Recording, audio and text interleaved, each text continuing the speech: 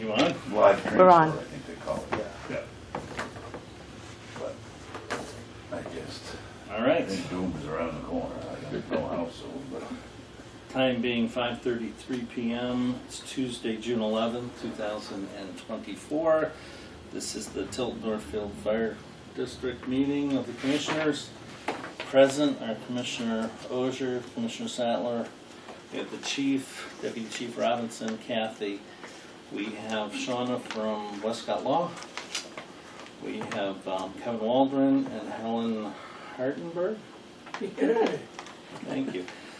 Commissioner Wright is on his way. We expect him shortly.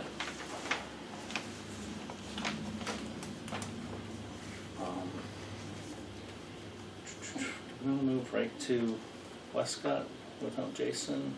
Yes, That's up to you. I think so. Okay. Shauna, could you join us at the table? I get the hot seat then. In the hot seat. All right. So, again, just an overview. Attorney Fitzgerald has left Westcott Law, and now the commissioners are deciding how we move forward. Yeah. So we asked you to join us and maybe talk about this transition, what it means for us, and maybe we'll ask some questions. Yeah, so let me know if you have any questions. I think the main takeaway for you guys is for years you've been receiving services from Westcott Law. Obviously Attorney Fitzgerald was the main point of contact during that. But one of the things that our firm prides itself in is taking a collaborative approach to different matters. So we are a smaller firm, but as far as the Lakes region goes, I think we're one of the largest firms in the area. We have a variety of practice areas, which I think has served us well in municipal representation throughout the years and with various municipal clients.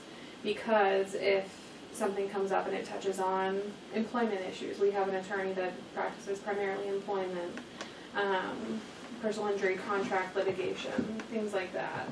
And that's something that we've enjoyed about municipal work, is that it does touch on so many different areas, that it allows us to work collaboratively with the other attorneys in our office to use the best tool for each job.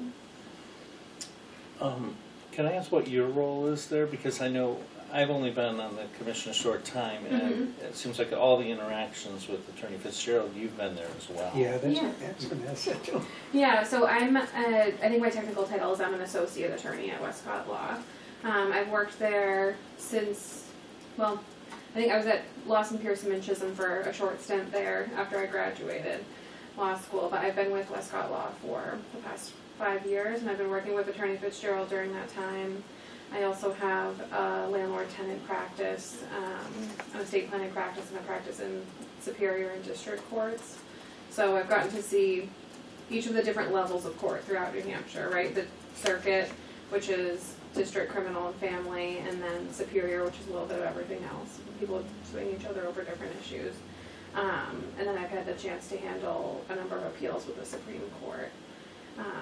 And I worked with Attorney Fitzgerald, who was my mentor for a lot of that time. I also worked with Attorney Allison Ambrose in our office. I don't know if you've had her come in on different cases. or husband, well. Oh, yep. Yeah. Yep. I had to text him a picture of my rock wall the other day. Oh, okay. Yeah. In fact, they're on a tour right now someplace I together. know. I forgot where she was going because I Yeah. think I was too jealous I'm sorry, to little- log it. But Yep. yeah, she's out of the country. Yeah. But yeah, so I think that sort of speaks to the collaborative approach. Your primary contact was Attorney Fitzgerald. I would work with him on a number of cases so that we could have two attorneys and two sets of eyes on things, but then also so that I could learn and help take over as a representation at some point, because we always focus on succession planning as well. We've been a firm for, it's going to be 100 years in 2027. So that's something we focus on. Now, he was one of the owners, wasn't he? Hmm? He was one of the owners, He was a partner, yeah. a partner. Yeah. And who's the other one? So there were 4 of them. So it was Paul, Sarah Ruberry. Her primary practice is real estate and estate planning, so I'm not sure how much you would have dealt with her. And then Attorney Allison Ambrose is also a partner. And she does a little bit of everything. The kind other of- three are still there. Yes. Yep. Yeah. I had a question about rates and whether, Mhm. we, I think, had some sort of rate structure established. Would that continue going forth, or? Yeah, it wouldn't, and that's because the way we have treated it in the past is we're a firm. So I think sometimes people think of law firms sort of like real estate offices where we're all kind of off on our own and we're under one big umbrella. Our firm takes a more collaborative approach. So your client agreement was with Westcott Law as far as we were concerned, and those rates would continue.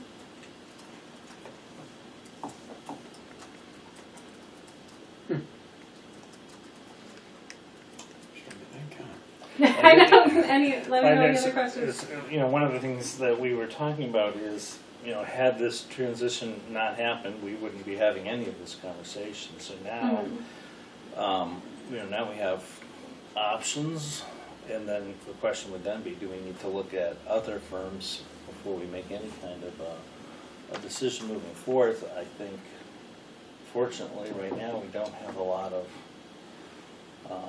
Active matters. yeah, Right. our needs. Yeah. So this transition time might be, you know, better than others. Yeah, no, you're certainly welcome to. And I think that's a good idea, right, in any event. Like when you're talking about restructuring your IRAs, we talk to clients about any sort of structure that they have in place to reevaluate whether it's suiting their needs. So I think you should, and you should think about the things that are most important to you in representation. So one of the things that I think makes us well suited to serving larger clients is the number of attorneys that we have and the infrastructure and support staff that we have. I know you guys worked a lot with Sharon Chapman. She would remain the paralegal on matters that we work with on Tilton Northfield. And we also have, I think we're at like a 1-to-1 ratio for support staff and attorneys at this point.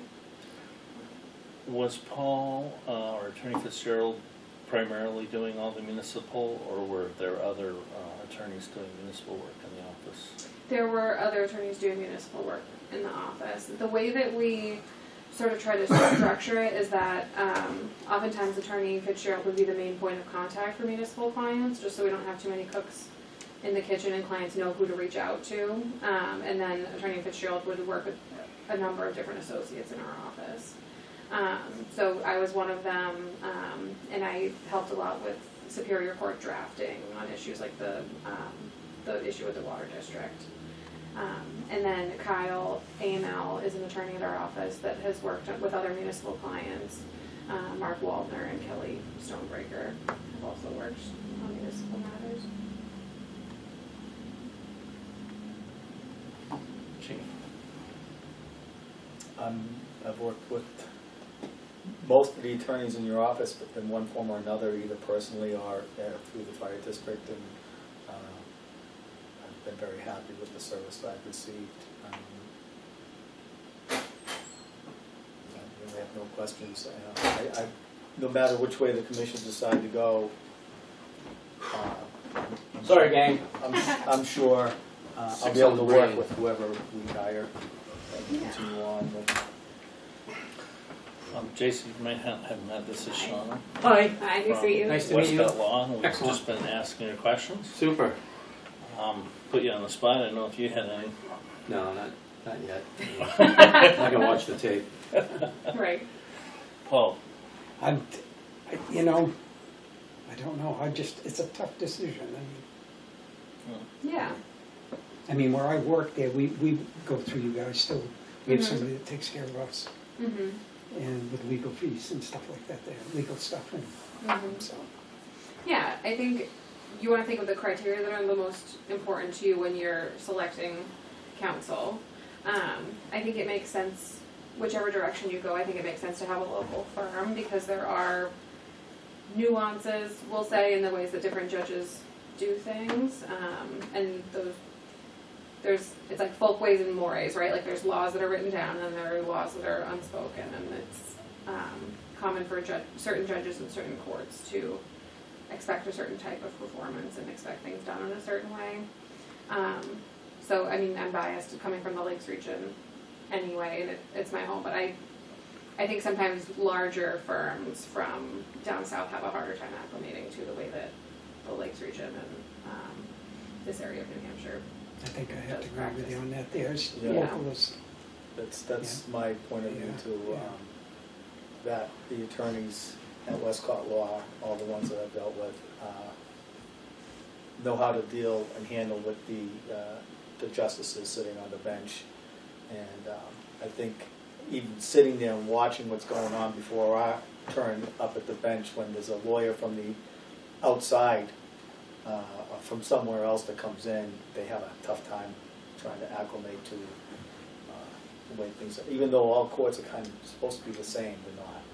Right, and it's not even always the same side that you sit on, right? Like we had one hearing where the other attorney didn't know what table to even go to. So I think that's a general 2 cents that I would throw in there is choosing from a firm of attorneys that is comfortable working with the judges that we would see on a regular basis in this area. And then I think sometimes with municipal, it touches so many different areas of the law. I think you kind of have to take a practical approach and sort of see through what the minutia of the law would have us follow and see if there's maybe some outside resolution that can be reached without following all of those off the cliff, is what I usually say. Because it can be easy to get bogged down in. 'Cause, I do some consulting work for some attorneys that are out of Exeter, and they do municipal law as well.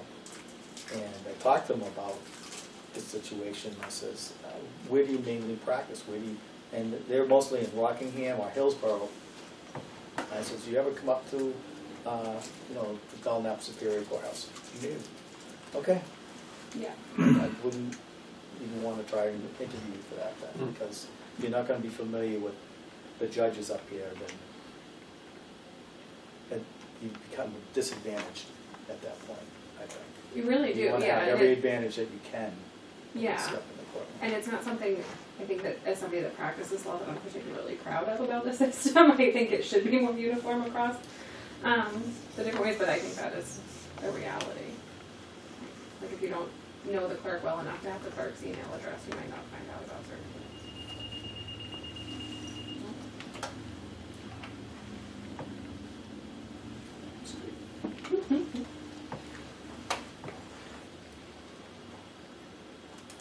I've run out of questions. I know. Is there anything else that, well, I guess that would count as a question, right? But is there anything in general that you're wondering about how the firm works, or more the admin side of it? I know you guys have worked with us for a while, yeah. I'm comfortable with the way things are done. Yeah, and if you have questions after, I mean, you have my email, obviously, so let me know if you have anything else. Yeah, I think we might put together some questions and then send them and ask for some responses. Yeah, Okay, perfect. Anything else we should know? I don't think so. I know, I'm trying to think of things too. I think, I don't know, I like working there, I like the people that I work with. There's something to be said about that. The attorneys and the staff there have been there for a long time and are kind. Doesn't necessarily go to the job interview, but as far as day-to-day working Right. relationships, I think that's something that we have. All right. All right, well, thank you. Okay, you let me know if you have any other questions. Thank you. Thank you, guys. Have a good one. You too. Okay, now, thank you.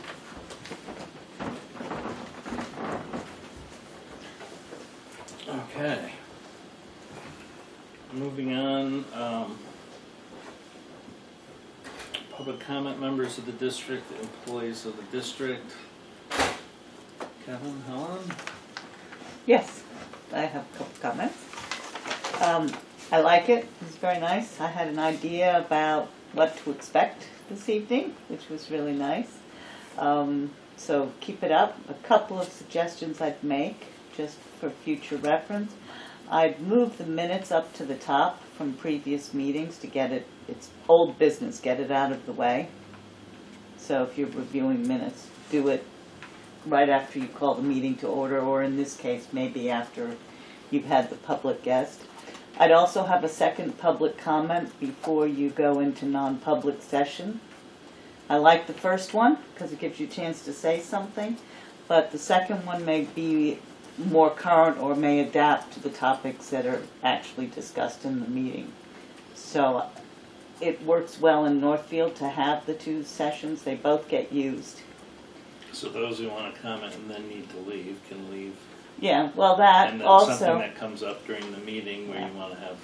But also the first one I found is good. I used it the other night when there's something coming up for a vote or something like that, that you, since you're not able to discuss during, if you've got material or you know about the subject, you can discuss and voice some opinion that you can get input into the discussion beforehand, right? Mhm. So that's why the first one's a good one.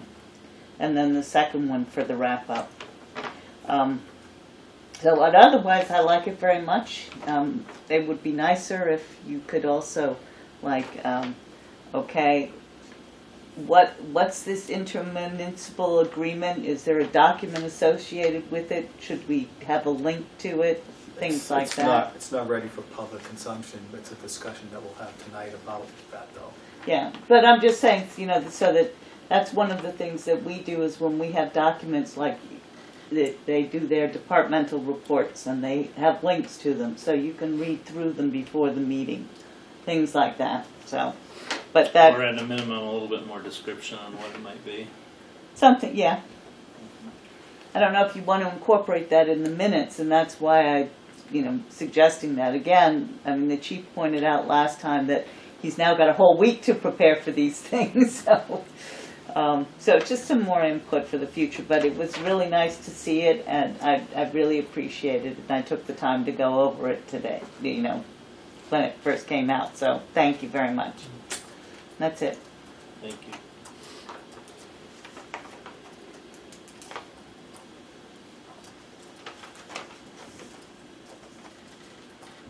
Kevin? Anything? I think that if you are thinking of changing legal services, go over to the public, put out a request, RFP. because I can tell you, in my opinion, you don't have the best service you can have.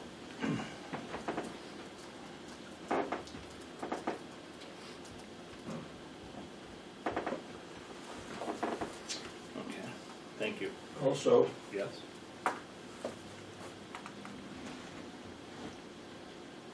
the survey,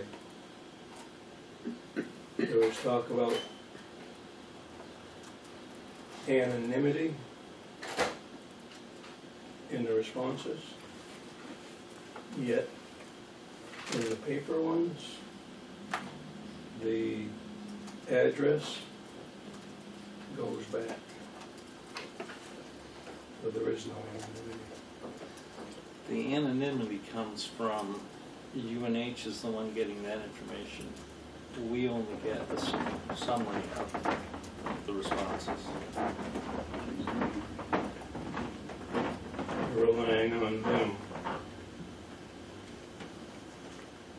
Relying on them to create the anonymity for the committee. Tabulate the data. Questions answered and unanswered. Also, it was talked about, if you do it online, you can do as many times as you want, nobody knows. Have you been sitting there doing it online? No, I've not filled out my paperwork one, and I've not even attempted the online one, but a gentleman rounded me up in Home Depot yesterday morning and said, "Did it rain at your house yesterday?" I said, "Yeah, it did." He said, "All day?" I said, "Yeah." He goes, "Well, what do you do with yourself when it rains?" I said, "I did nothing." He said, "I filled out that survey 43 times." From the same IP address or the same? I don't know enough Yeah. about, Yeah. So it's been explained to us that if a user does that, they will see that it came from the same computer 43 times, and therefore they won't they won't utilize all 43 of those. Do you, I mean, they can tell me anything with electronics. Yep. Now I have one choice, so I have two choices, believe them or not. No, Well, it's unfortunate that somebody wants to do that, because these aren't ballots, these aren't votes, these aren't, you know, this is trying You know, to just gather a scope of information Yeah. to see, you know. That makes about as much sense to me as the question we have that says do nothing. Hmm. Who the hell does nothing? So Kevin, in theory, yes, you could do the survey on your phone. And then you could go home and do the survey on your computer at home.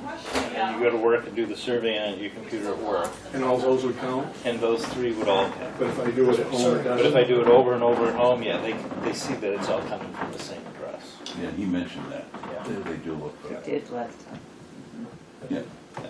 So, like, I know nothing about electronics, I mean, is, Mm. we're in different worlds. I see you getting pretty good at your phone now. Well, it won't even stay on, I don't know what's going on, it keeps going And he's sending his emails to himself, so. Yeah. So, the doors at Pratt Street, Mhm. is that on your, that's not on your agenda? It is. It is. Oh, it is? Yep. See, I can't even look up the right agenda. Yeah, that's coming up.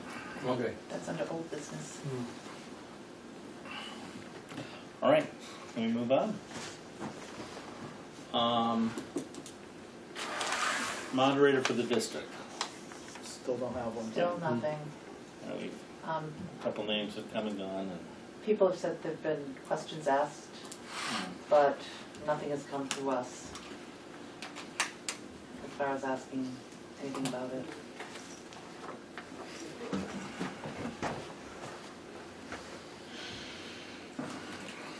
I guess we'll have to start strong now. Good luck. Well, it is one of those Yes, it is. virtually thankless jobs. Why would you search them?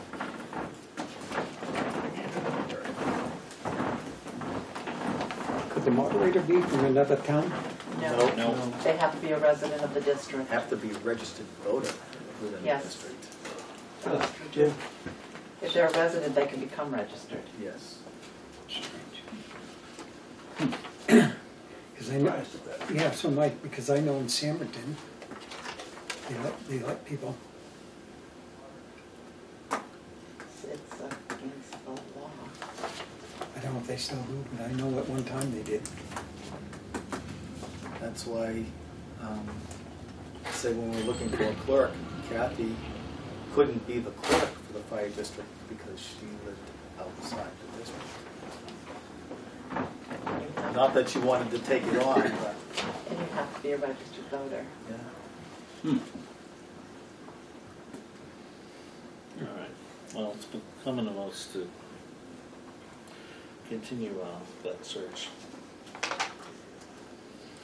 All right, correspondence?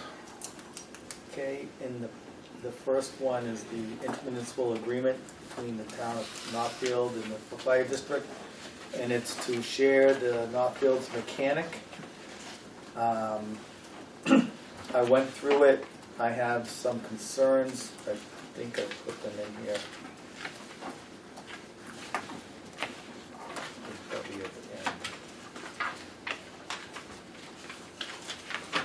Well, maybe it's in a separate piece of paper. Never seen it. I didn't see that. Yeah, here it is. Separate pieces of paper, sorry.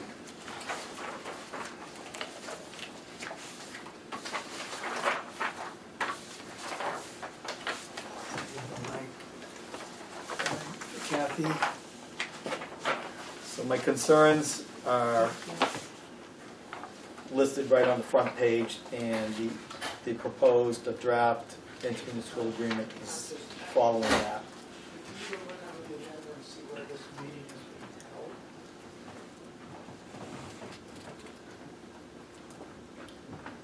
And I have not passed this through a lawyer yet, either from Primex. Pardon? Planning Go upstairs. Yes. or legal counsel for our own legal counsel. But I want to know, basically, are you in favor of us using the Northfield mechanic who is certified ASC mechanic for, say, the pickup truck or the SUVs? They're not interested in doing the fire engines or even the ambulances. They're not interested in that. So they would do your car, the deputy's car, the fire truck, The pickup truck, and the forestry maybe. And how do you typically handle that now? Sometimes you send stuff to Irwin's. Yep, it depends, depends upon what it is really. Because we don't want to hold the liability for any repairs, all the repairs that we have done are done by an ASC certified mechanic. So if something goes wrong, it's not on us, it's on the mechanic because he holds those certifications. Say we sent our stuff to Joe's garage down the street, he may be very good but not certified, and something goes wrong, then we sent our stuff to a non-certified mechanic, and then we're liable for something went wrong because we hired somebody that wasn't certified to do the work. How did this all come about? Did Northfield Yes. approach us? Yes. Wow, that's a 180, Yeah. because they didn't even want to look across that parking lot years ago. Wouldn't even So lend a helping hand for anything Yeah, so because we were separate. Stephanie approached me. But that was years ago. About a month ago. She said, "Do you want to share this?" I said, I think that would be very convenient for us if we could get something together, but we have to have certain conditions in place. And she says, "Well, I'll have our attorneys draw up a draft intermunicipal agreement."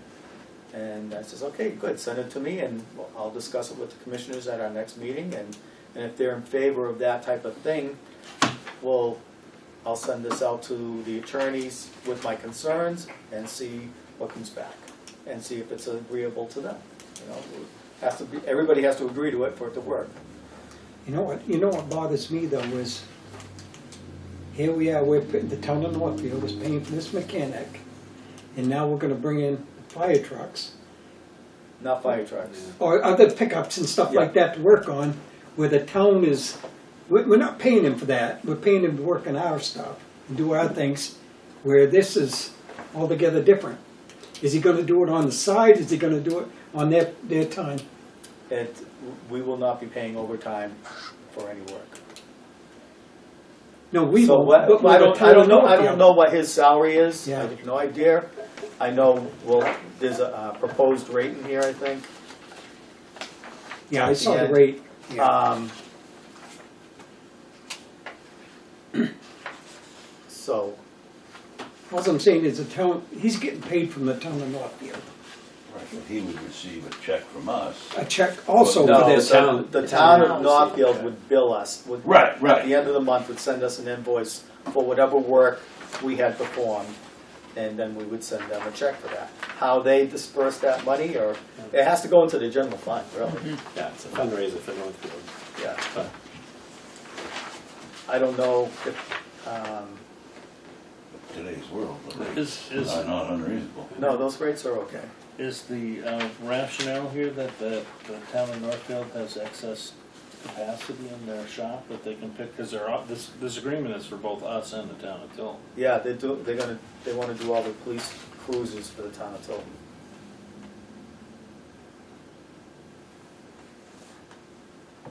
it doesn't require us to use them all the time, but it just gives us an option. Right, it's not exclusive. Yeah, no, it's not exclusive. Well, and I think that's a And good idea, because, many, many years ago, I mean, we were just good neighbors, and, Right. hey, we got this broke, get it over here, we'll Right. take care of it. Yeah. Or the light's out down at the transfer station, can you bring the ladder truck and put the light in? I mean, and then that went away for a while. Right. Do not cross that line, and they got their own budget and don't go near it, and to me, this almost seems like a little bit of an olive branch that, hey, let's work together like we used to. Well, if we're taking taxpayers' money to repair our vehicle, why wouldn't you have somebody in the town do the repair work rather than sending it to a mechanic in Well, pay more for the same level of service, why? or wherever, right? If we could save money and still get a certified level of service, it's not unreasonable. We're not committed. No, and I think my question, I have to have these questions answered too, because the municipal agreement as written is very vague Right. in a lot of respect. That I like to nail things down.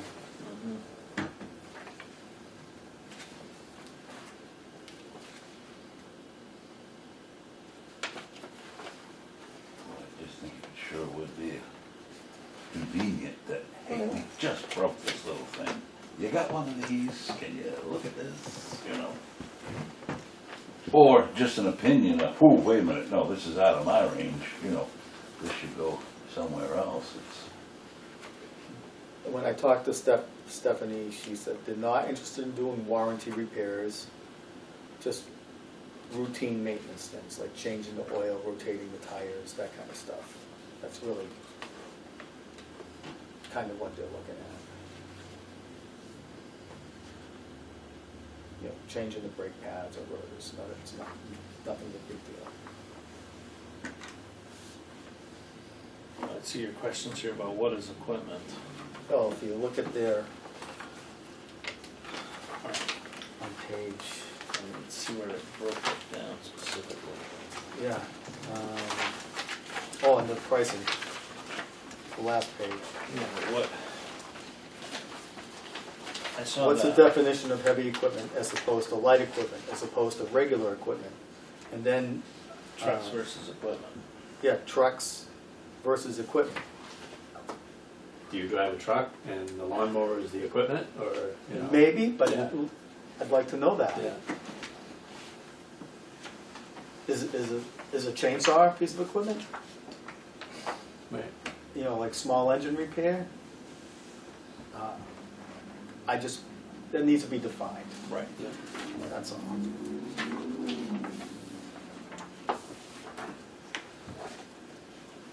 Right, so do we have to work towards answering some of these questions? And Yeah, right. We have more to be explored. All right, so you want me to work on it, and Yeah. you're interested in the idea, and I'll move forward with this and see where it goes. Yeah. All right, thank you.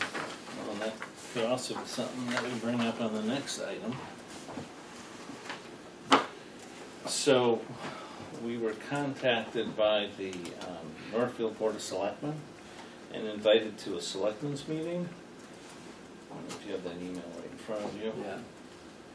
They coming here or we going there? It would be their meeting, they invited us to their meeting, so Oh. we'd be going to their It's a meeting. joint meeting, I didn't know. Let me ask you a question.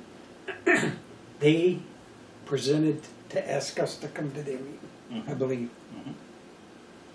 Why can't they come to our meeting? Why should we go to theirs? They're the ones that want to talk, not us.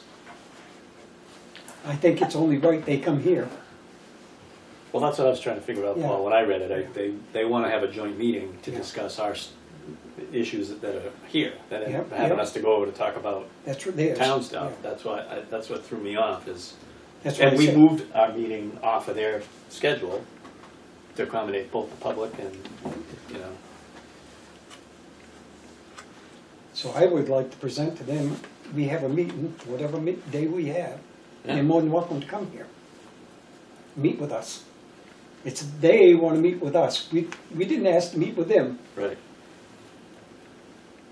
I would tend to agree, because they want to talk about all the things of the district. They don't want us to go over there to talk about things of the town, and their parks and their. I looked at it more as an invitation. Right. I They saw were a invited. joint meeting. They invited us over so we can talk about fire district. I didn't see the, what's the email actually say? You know me, I'm a glasses half full kind of guy. I'm not being wise or anything, I just think it's only right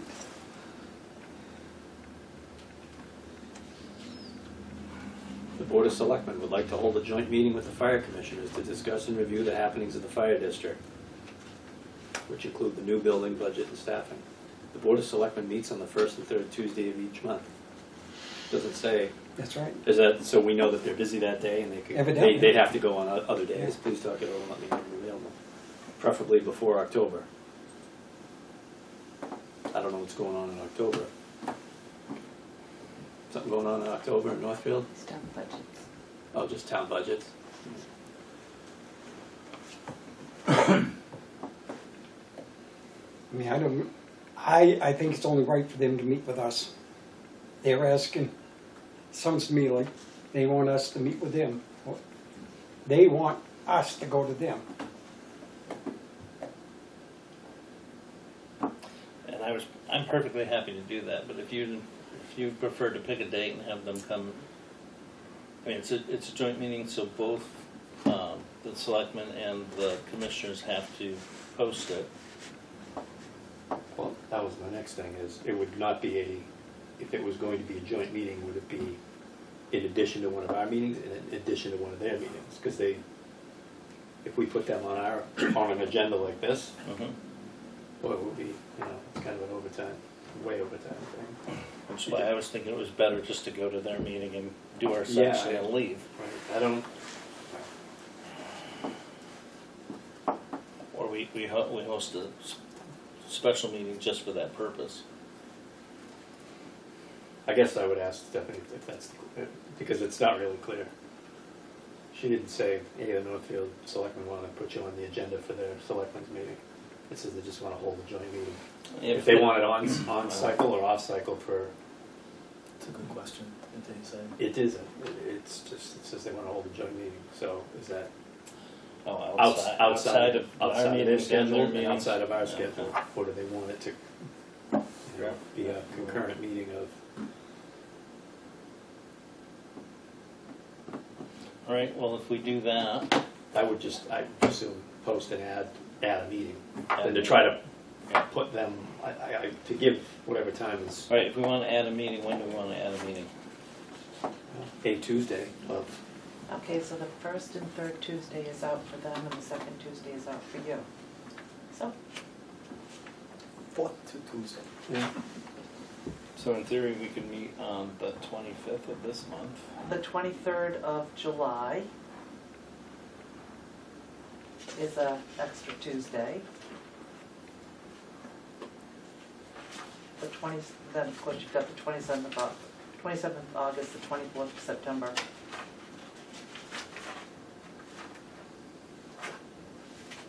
so I guess I would suggest that the response be, do they just want us to be on the agenda for one? I don't know, maybe they're not that busy. Maybe they can, because if they do they do 2 meetings a month? Yes. Yes, Maybe they're not that stacked up and they can just put us on an agenda, that's one thing. But that doesn't, it wasn't, or do they just want to? I'd like to see a special meeting, and them to come to us.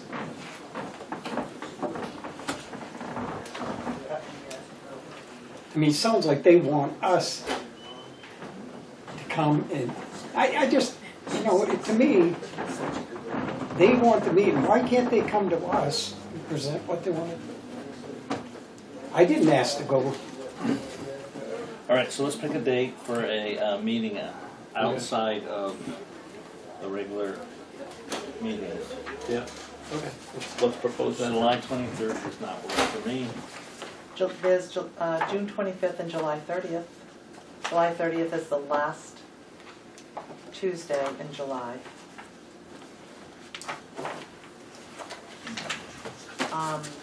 August 27th. Unless you don't want to have it on Tuesday and you want to go to a different night of the week. Tuesdays work especially well for me. I think we ought to just stay in that, because that's what they're on, and that's what we're Okay. on. Good. Start there anyways. And then the last one before October would be September 24th. Those are the Tuesdays that are available. I can do it on Tuesday. I'd like to do it sooner than later. I would propose we do it June 25th, if that's available for them. There's enough time to post it, right? Oh, yeah. Yeah. You need 48 It's plenty of hours. time. And then you have to find a room that's available. That's not a problem.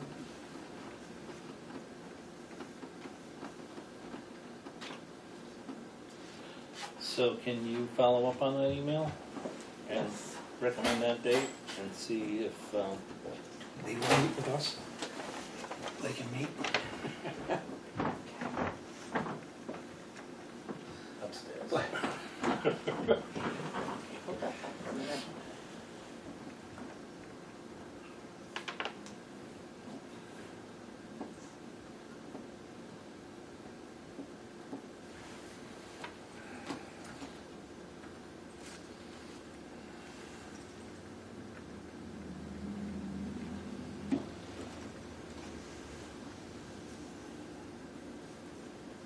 Okay, so June 25th. we have a backup date.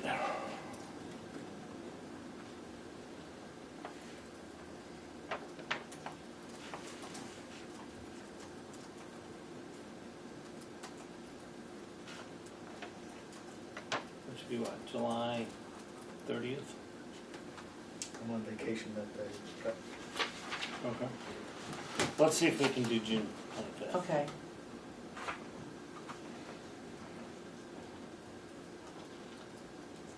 And if not, we're looking at getting into August. Is that correct? Or we'll have to go to a different night of the week. Yeah, so you're on vacation on the, The 30th, I'll be down in Portsmouth.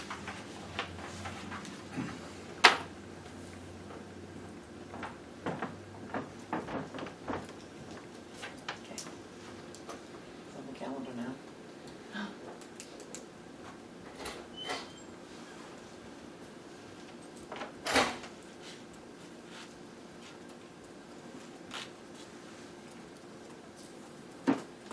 Then I think we should let the committee know, the building committee.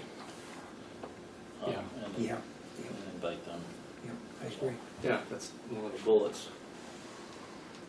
right? You're on the committee. You would go. Hmm? You'd want to be there. Probably.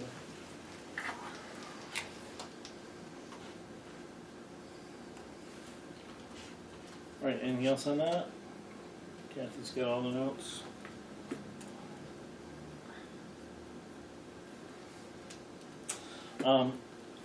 Building committee, we sort of talked about the survey already. The survey's out. They pushed the return, or the date for data to us out another, like a week or, The 19th, oh, let me see. they pushed that out a little bit. Yeah, because Because they, of the processing at the post office to get the, yeah, the, I think it was July 19th or somewhere around there. I forget the exact date off the top of my head. so, we're gonna expect to see data next month. And the committee has not met since the last time we've met. They're waiting for the data to come back when they meet again. When does everybody have, when do they suggest that people complete it by? As soon as possible. Yeah. As soon as possible, but I think the cutoff date, the July 19th sticks in my head, Yeah. but it might be the Friday before that or something. It's right around there. People come to get paper extras or? Haven't had anybody. Not a single person. Had one person walk in and say he got it. Yeah, yeah, I got one. One per household, and more than that in the household, so. Yeah.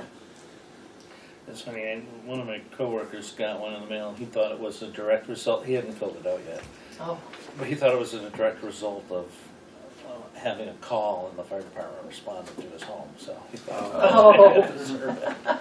good timing. Comment card.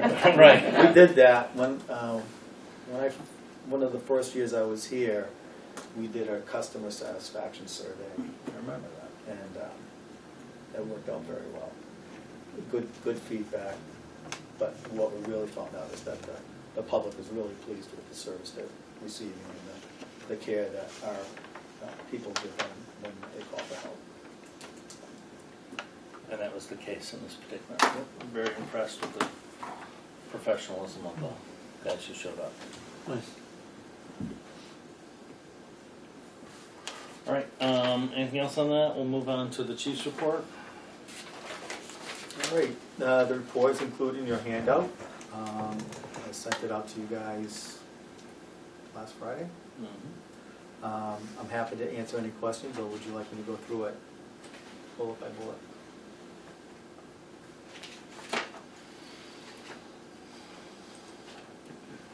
Let's whip through it.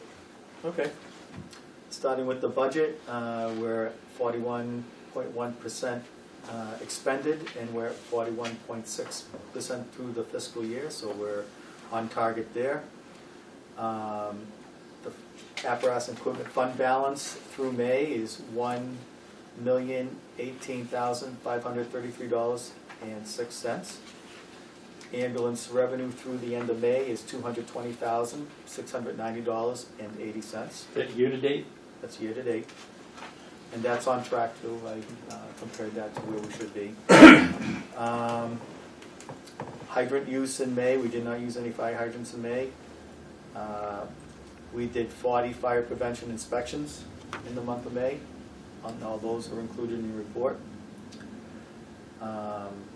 We responded to 168 incidents. 114 of those were EMS in nature. 68% of our call volume.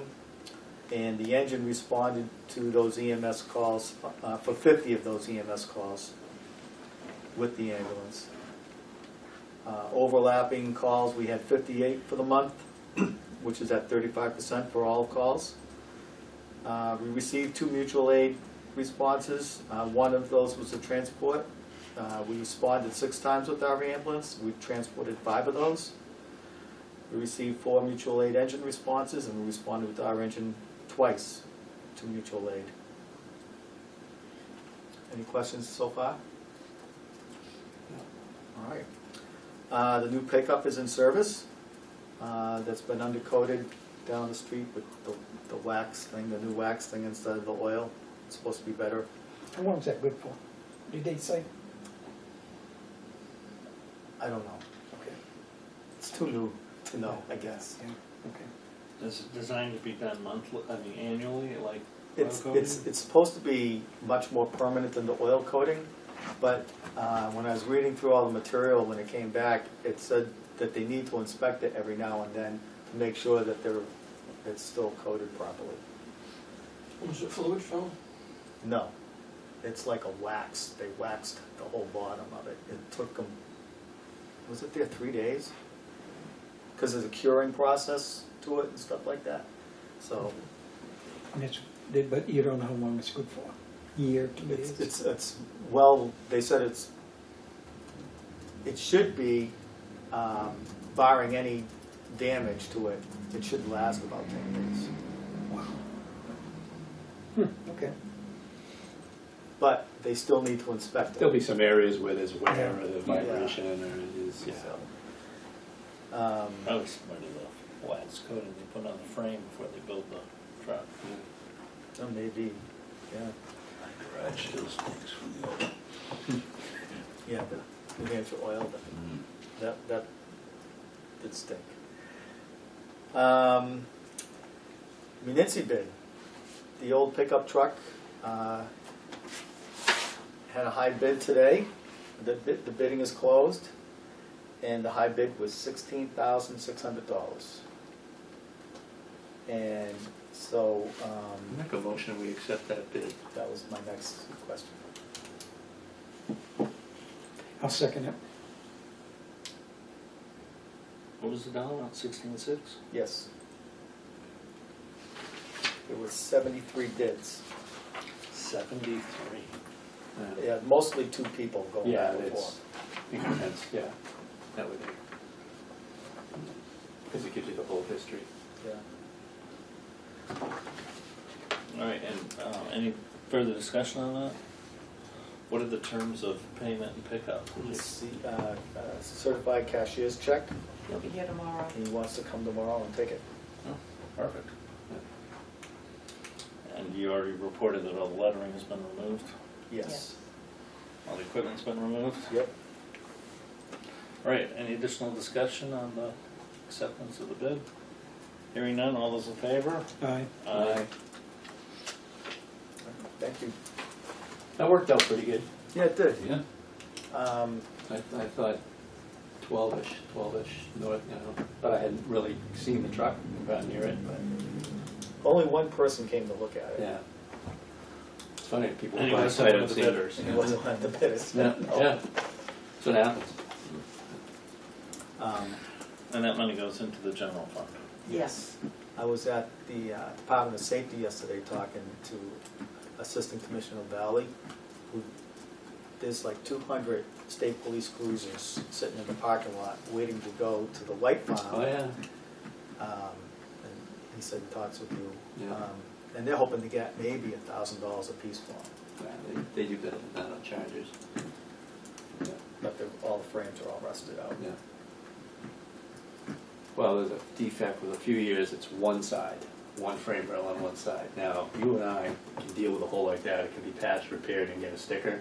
The Department of Safety insists they replace the whole frame rail, and there aren't any parts left for the 13s and 14s, and so. And there's not- Nationally, you can't get that frame rail anymore, so they're not, their standard is it has to be replaced. Anybody else can pick one up and probably repair, you know, within reason, but. So, yeah, we had like 30-something of them in the last auction, but half of those, they gotta get painted. They gotta decommission that military road, they can't have that going on the road, and any decal ghosting has to be painted, and they pull the push bars off because they don't want it to look like a cruiser, you know, but you see a green Dodge Charger in New Hampshire, you pretty much know what it was. Green Dodge Charger with a tan roof. Well, that's the part they have to Oh, paint. oh, that's Yeah, the you have part, to yeah. paint that, yeah. Yeah, Anyway, they're going to Tahoe's. Yep, yeah, and their garage is too short, so they're gonna have trouble. They'll have to build another building because they can't get them up in the air. As it is, the guys can have to stoop under a Charger on the lift, so. They have towers in the fleet and have for a while, but so when they go full on, they're gonna be in a bad way. They have to build a shop or Check, building up. figure something out. Anyways. Yeah. That was interesting, that conversation. The rescue is still listed at Brindley Mountain. I haven't had any new inquiries on it. So I don't know how long you guys want to leave it on that website, or maybe try to get rid of it on the Tnfd. I'll leave that decision up, but maybe you want to have a discussion about that. I'd flip it over. I'd try these guys now. What are we asking for it? I think it's listed at 45,000.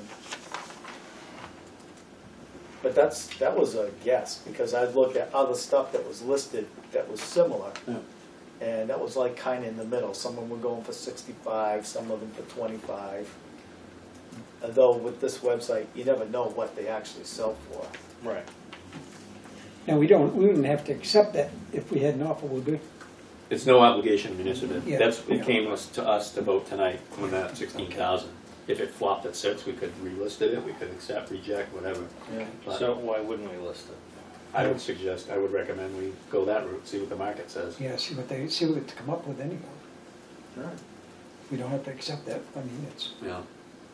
Let the market. All right, so usually on municipal bid, they want to know what your floor is, what do you want to start the bidding at? I would want to get that direction from you. Doesn't really matter. You can open it at 10, because we still have to approve the final bid. I mean, what, it's an international, what age? It's a 1999 or 2000. and how many miles on it, don't have. 20 miles. 44,000. And what's the condition of that one? A garage, so. It's starting to, it has some rust on it, not bad. Structurally though, like the frame's not rusted out. or It's anything. not, no, because we oiled that thing. The only thing that's left in it right now is the radios. I want to pull those out. So we could start at, you could start at 40, 45 and see if you get higher or I mean, I think you'd want to start at more than 10, but I'm not sure you want to start at 40. Well, you could, well, I wouldn't start you at could, you 20. could put a, you could add a reserve. I think they allow reserves, but, Yes, they do. so you could hide a reserve in there at 35. I think we had some local interest at 15. Yeah. I mean, it's a sought after running gear truck, but I can't even compare it to, I mean, I've had 6-wheel highway trucks come through, but they've seen salt. Right. You know, they're just rotting into the ground, and they're going in the 10-ish max, but that's apples and oranges. That's a 6-wheel dump. But they like that. There's a market for that running gear, those engines, that powertrain. When they switch to the Max Force stuff, nobody likes those. So I don't know. I don't probably. Imagine, I don't imagine it's a $45,000 truck.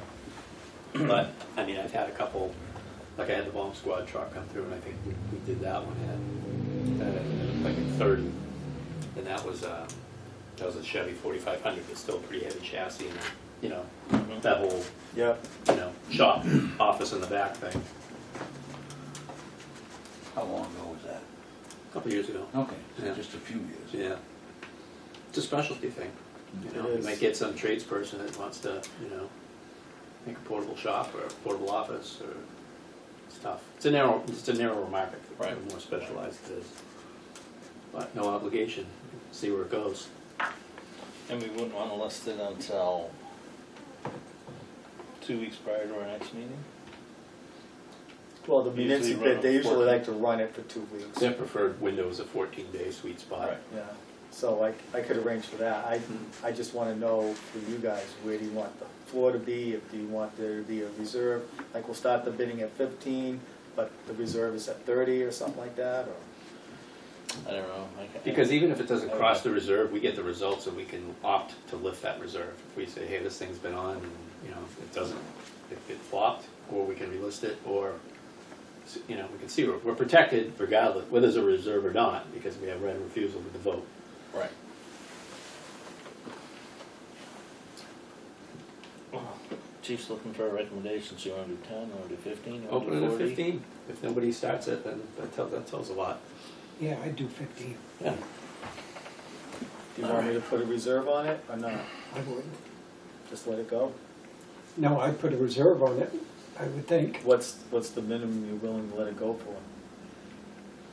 I'd like to try for 30. I think that's fair for a reserve. Okay. Because if it gets to 31, we still got to vote on it anyway.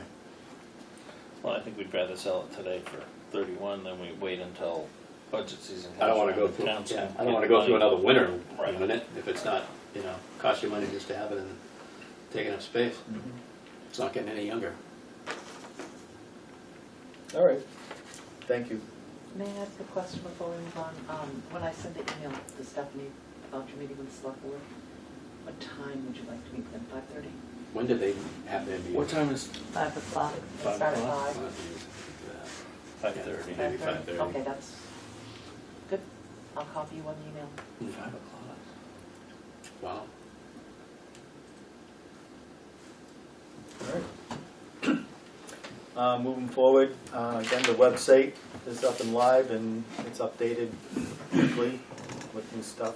We put stuff on Facebook and it automatically goes into the website. Does the .gov work? We're not there yet.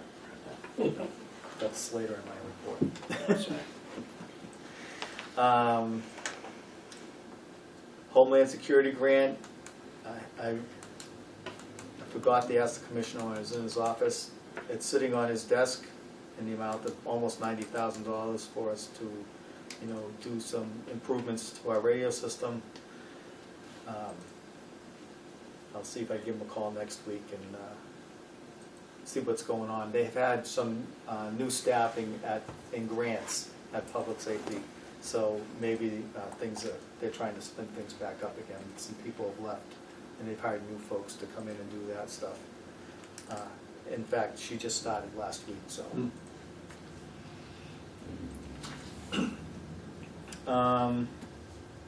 Center Street, Porter Paving's gonna put the reclaimed asphalt in behind the Center Street station.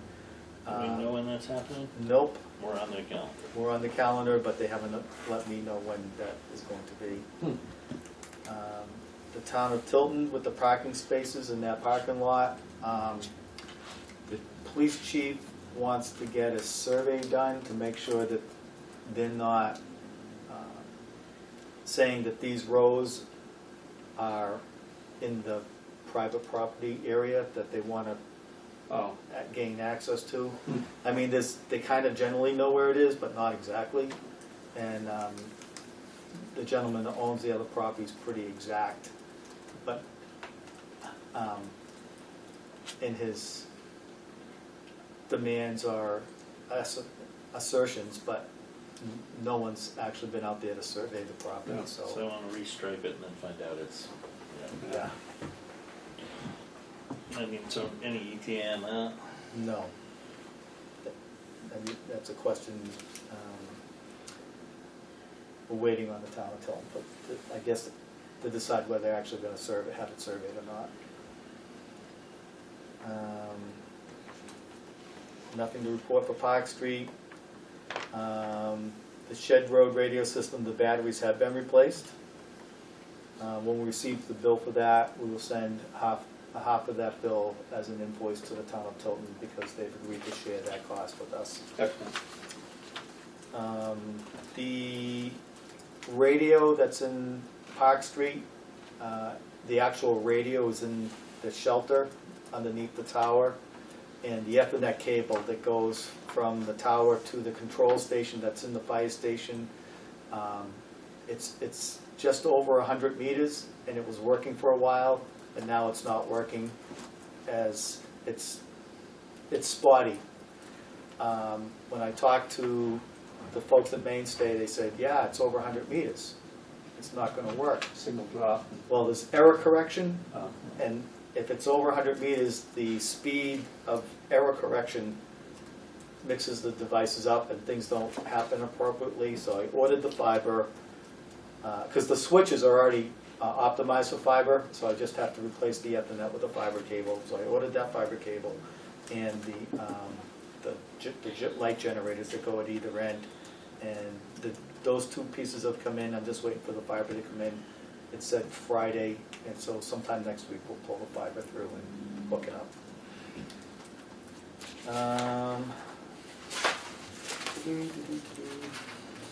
Call firefighter Eric Johnson has resigned. How long's he been on? 1 month. Well, Wow, That's, heavy hitter. Once he went through everything, he didn't even finish all of his no, orientation. Oh, he was hired. He lasted a month. oh, And that was it. So what are we at for but it's called. The call guys. So You have to give him to look. there's the list of who's on the list, and then there's The list. the real list. Yeah. Are two entirely different things. And you see the You same know who you names. have, but you know who you got. Yeah, you Yeah. see the same names. Difference. And I assume you would have told us if you had some prospects. Yes. I mean, the call department has worked out well for us in recruiting career firefighters. A bunch of our guys that are on the job in Tilton started off as career guys. Call guys, excuse me. So in that respect, it's worked, but the amount of people that want to go into the fire service nowadays is just few and far between. 12.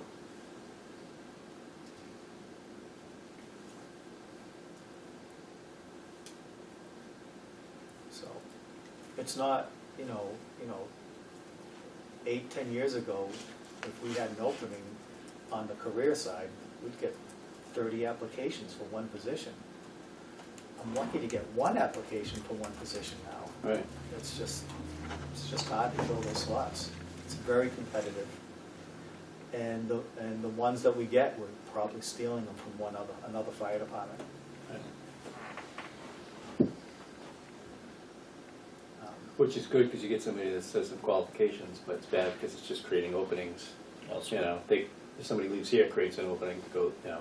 Yeah, so I was talking to my son who's on in Bedford. They get 7 openings right now. Yeah. It's just.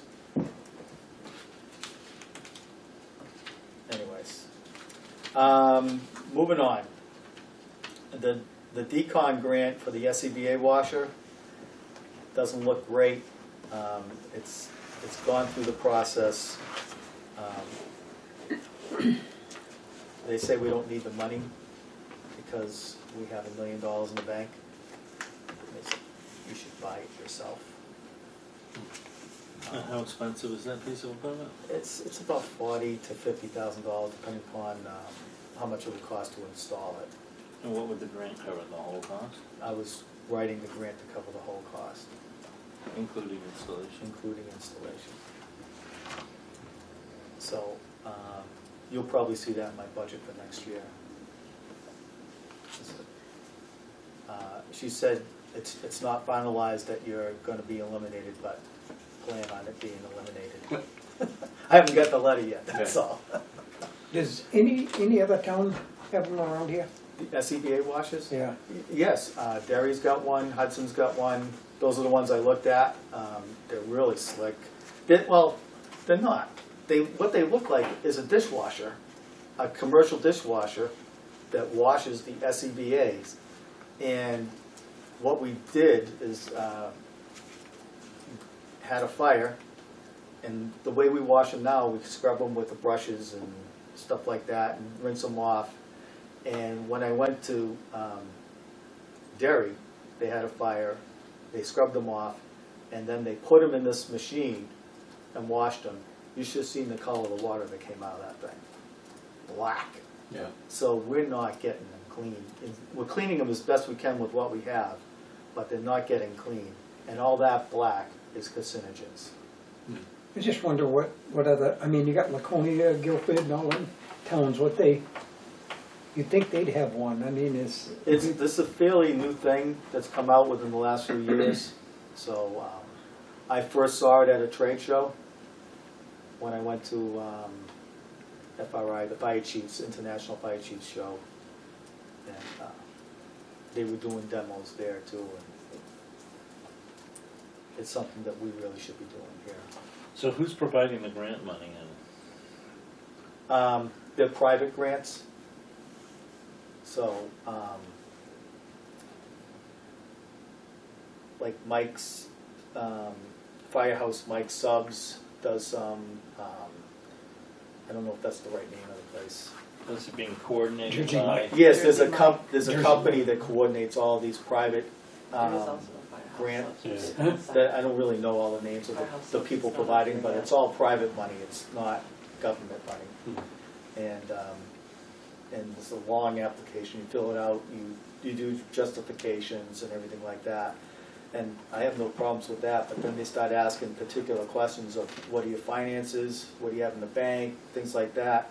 And when they look at that, that's where we don't meet certain criterias. We manage our money well. And I mean, do they look at call volume and? They look at call volume, they look at how many fires you have, how many fire personnel you have. They look at I mean, almost anything you can think of. There's like the population of the fire district, how many square miles. So how many calls would we have, I mean, what type of calls would we have? How many calls would we have where we would actually use the equipment, this washer? So we use the equipment, say we're, even in training, we use it, and we fill up the training facility with smoke to create that type of atmosphere. All that stuff has to be cleaned, and it goes through that process. All the turnout gear gets washed, dried, all that stuff. And now there's a whole new thing on turnout gear, where our turnout gear is made with PFAS in it. PFAS is a carcinogen, and we're wearing it. So the new standards are coming out that you have to eliminate PFAS in turnout gear, and they're just coming out with that new turnout gear now jacks the price up $400 to $800 per set. But there's some unintended consequences to that as well, because when you, the turnout gear with the PFAS in it is easier to clean than the turnout gear without the PFAS in it. So even though you put it through the same washing process, the non-PFAS gear stays dirtier. It retains it in the fibers that you can't get it out, where the PFAS makes it slippery like Teflon. It doesn't hold it on as well. So the studies on this are all brand new, and it's like, which is worse? I don't know. Yeah, not being able to get the PFAS is everywhere, it's in everything. It's in everything. But when you're wearing it and you're hot and sweaty, Yeah. and you get to the point where you can really absorb it, what's worse? I don't know.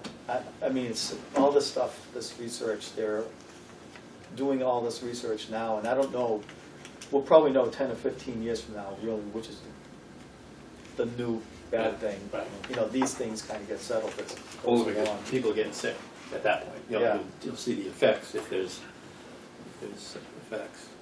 So this SCBA washer, would it be, I mean, are all fire departments looking to obtain that type of equipment? They should be. If they're not, they should be. So at some point, 10 years from now, everybody will have that equipment? Yes, it'd be like the Plymouth stuff. Right. Nobody had them for a long time, now everybody has them. Nobody used to have extractors and dryers for their turnout gear. Now everybody has it. This is one of those Just the things. evolution of fire service? Yes. Okay, thank you. You're welcome. Is this something we could do under the apparatus and equipment fund? Yes, so Maintaining equipment, that's that'll- equipment. that'll be in my budget for next year, so. Okay. I met with the Commissioner of Safety twice within the last 2 weeks on 2 different matters. The first matter was on SB 409 ambulance billing. I've been working with the New Hampshire Association of Fire Chiefs, and I'm kind of like the lead guy in the ambulance billing legislation. And so what is going to the governor's desk, there's a number of issues with ambulance billing and how much we can charge and how much Medicare reimburses us, Medicaid reimburses us, what private insurance reimburses us with these costs. But in the end, what's going to the governor's desk, 3 different bills. One will require private insurances to pay us directly instead of sending a check to the patient. The other bill is that Medicare patients and other patients, but specifically Medicare because we'll get paid for it, is that if we treat a patient who's on Medicare and we don't transport them, we can bill Medicare for that treatment. Because in the end, it's cheaper for us to, if they don't need to go to a hospital, but they need some treatment, and we treat them and don't take them to the hospital, it's cheaper for Medicare for us not to bring them to the hospital. And then the third bill that's going to go to his desk is a study on ambulance rates. And we have a formula of how we attain our rate for charging, whether the person's on Medicare or Medicaid or private insurance. It doesn't matter. The bill is the same depending upon the level of service they receive and how many miles we transport them to the hospital. The state, theoretically, at the end of this, is going to collect all the data from every ground transport ambulance service in the state of New Hampshire, have this data in hand for a report that's to be published at the end of this calendar year for new legislation next legislation cycle next year, that will come up with a, how you can bill private insurance, basically. And if there's a maximum to it or not. The last legislation that got watered down and all kinds of stuff, that was, private insurance was either gonna pay whatever the local rate was set by the commissioners, or 325% of Medicare. That turned into the study Yeah. instead, so things are happening, and they're all good things, it just takes time. And all of this will be good for the fire district, because it's gonna increase our revenue and help offset the taxes. You know, money that the taxpayer won't have to raise when we buy an ambulance or other equipment. So it's good. And the other thing I met with the commissioner about was the land, the Laconia land for the state property for the new comm center. There's concern that originally, when the land got sold, the state was going to build a new comm center, and the 911 and Lakes Region Mutual Fire are going to move into that new building, and there was not going to be any costs associated or borne by Lakes Region Mutual Fire Aid. Looks like there could be some costs now. And with the meeting with the commissioner, we talked about what was said then and what's saying now, and they have to go back to the legislature to get more money to build this building, because they didn't fund it appropriately, and they didn't get the $21.5 million either from the land sale. And that's going out to rebid. But it looks anywhere from $400,000 to $700,000 could be kind of shuffled on to Lakes Region Mutual Fire Aid. But we have a couple of years out before that would be expected of us, so we're going to plan to put money aside in our Lakes Region Mutual Aid Fire budget so that it won't be come as a big assessment or something like that. We're just going to plan for it, and hopefully we don't have to spend it, or hopefully we don't have to spend that much. But when the time comes to move, we have to move, and so we have to be prepared for it. And so these are ongoing conversations. The moving costs, we will not have to pay any moving costs. We probably won't have to pay for any new furniture.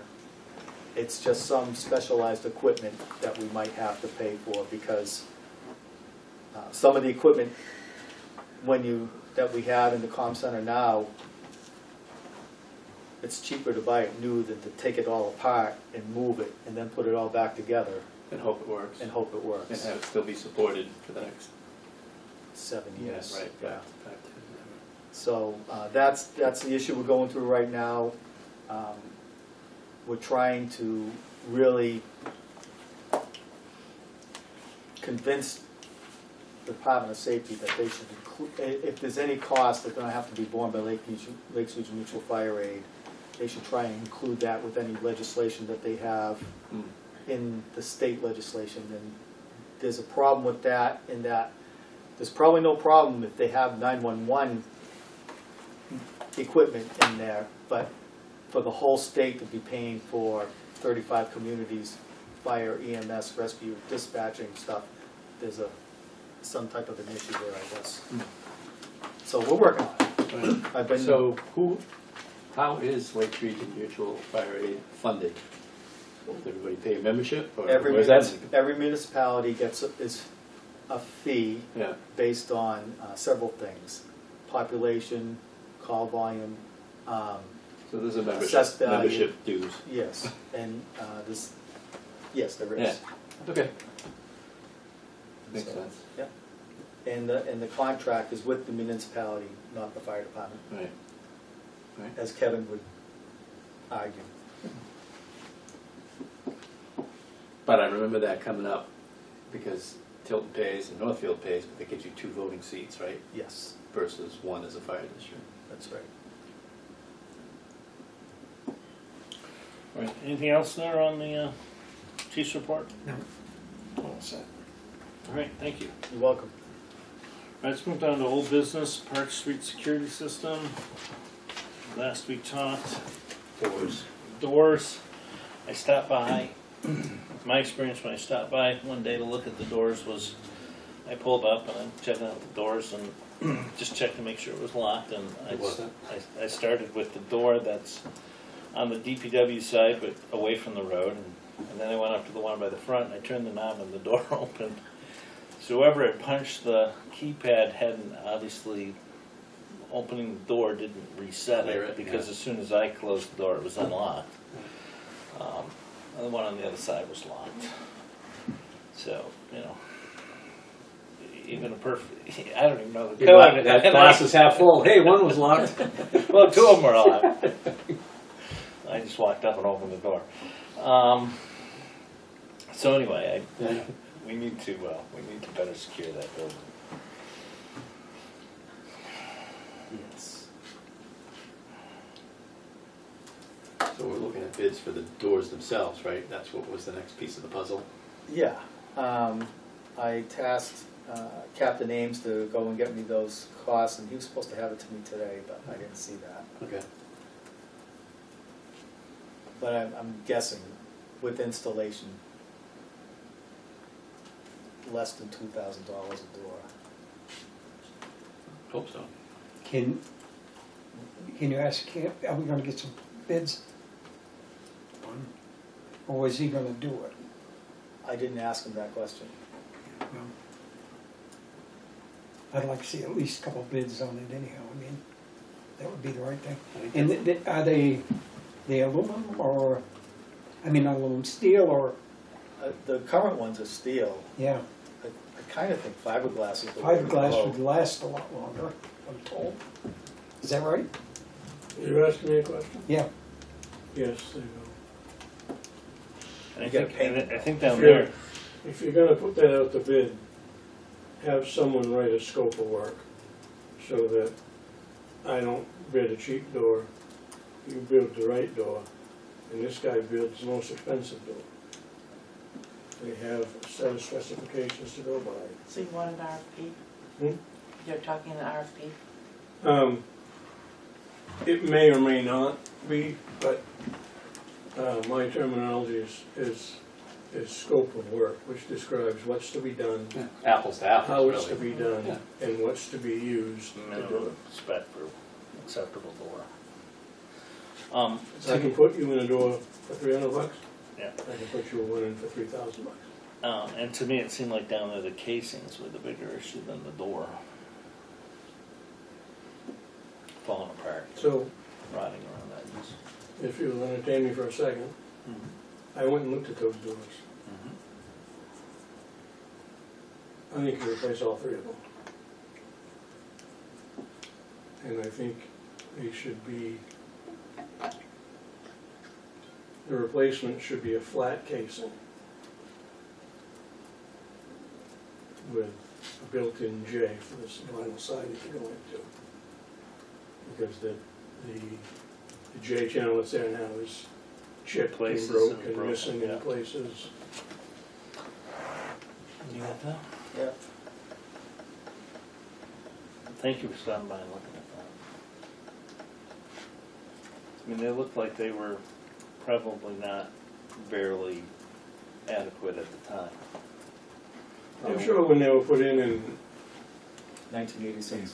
one of them's newer than the other 2. Yeah, I think we 6. replaced We one. replaced one already. Yeah. Did you? Yeah. I thought Yeah, one it's just like Several wooden- years ago. I don't remember which one I Wooden thought was casing new. that you buy for your house. Five Yeah. level Yeah, one. that's right. Looking at the building, the one on the left side is newer than the other 2.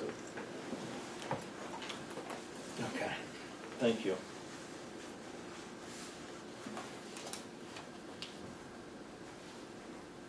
Shed Road battery, that's what we already discussed, Yep. wasn't it? Yes. And Tilton agreed to pay half, that's Yep. nice, okay, the old pickup, we already did that. All right, new business.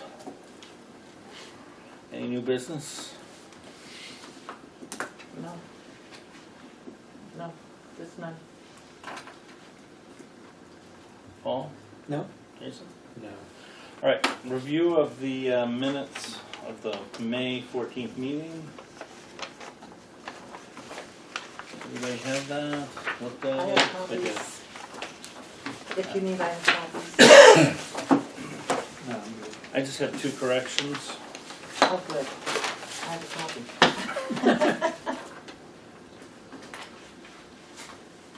Okay. Page 2, under building survey, or building committee survey status. First paragraph, last sentence, the board decided they wanted to send out the paper survey, and it says with instructions to do the survey online. Okay?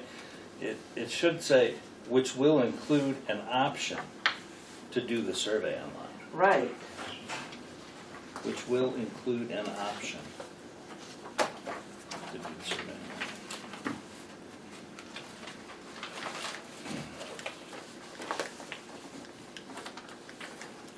Right, page 4. Second item on top of the page, Center Street, Yes, bullet point 2. yes. Town of Tilton will remove 2 parking spaces, it's really 4. You're right. Is that it? That's it. Okay. Entertain a motion to accept the minutes with those 2 corrections. So moved. Is there a second? Second? Any other discussion on the minutes? Hearing none, all those in favor of approving the minutes? Aye. Aye. Non-public minutes. Hold on.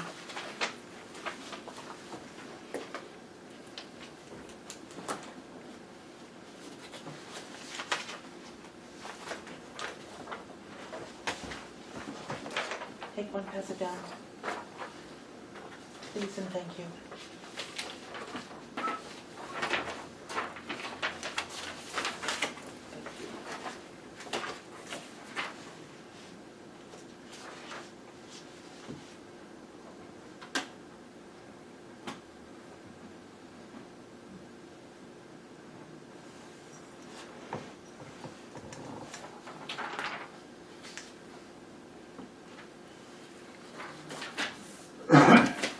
Make a motion to accept the non-public minutes. I'll second it. Okay, it's been moved and second to accept the non-public minutes of the May 14th meeting. Any discussion? Hearing none, all those in favor? Aye. Aye. Aye. Other business. Yes, Signing MS 535. 5:35, yes. I emailed this to you all to look at. Yep. I hope you had fun reading it. Wow. The signature page is the top page. You all have to sign it? Yes, you all have to sign it.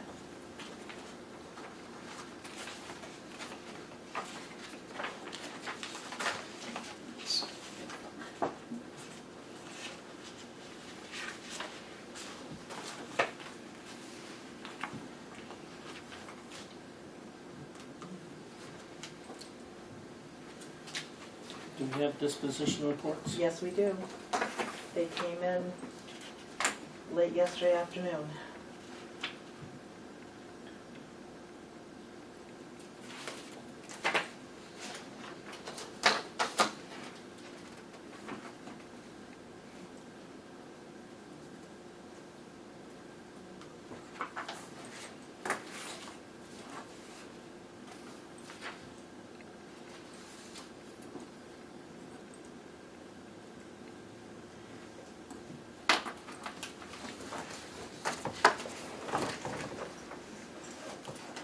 Thank you. Thank you. All right, review and sign manifest. You guys got the jump on that. Yes. What was IPS, what do they do? Industrial Protection Services? Yes. The compressor, the air compressor. Oh, okay, because it didn't really say.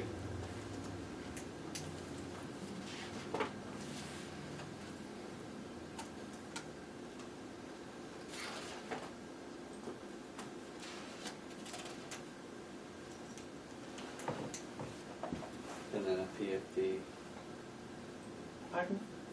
What was the, There's a second bill from them yes. for $130 for, is it a life vest or something? Zen Rescue Red XXL, somebody needed a life jacket. That is a lot, yes, for the For the boat? rescue, Yeah. water rescue. Yeah. Rest of them.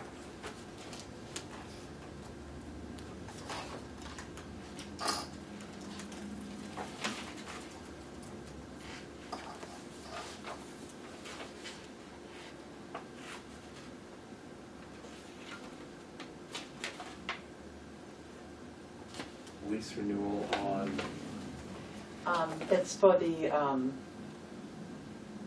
main Oxygen. oxy. yes. Yeah. It's the big tanks.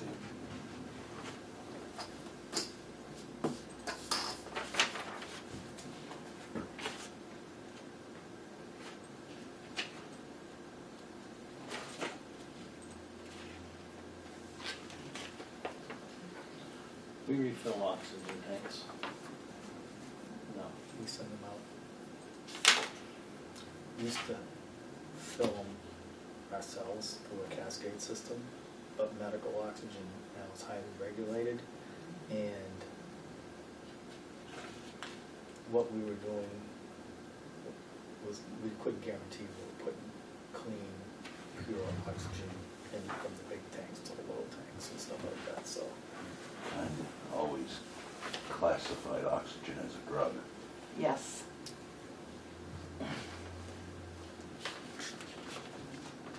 So they come sealed.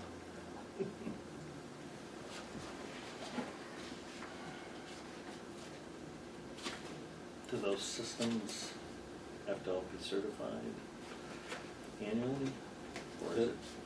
Like, Maine Oxy does all that stuff for us now.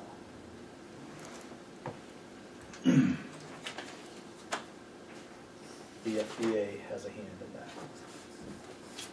Outdoor New England, that's down in Franklin for like rope and stuff. They, Outdoor New England, that's where they got their, is it, the suit they wear into the water, the right? dry suit. Yes, Yeah. thank you. Is it like the best deal or? Yes.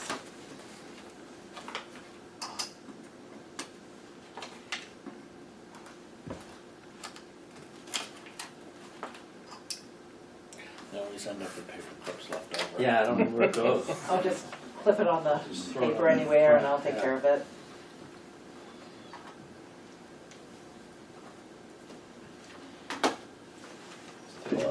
Today is the 11th? Oh, What? is that mine? Good. It's mine. Okay.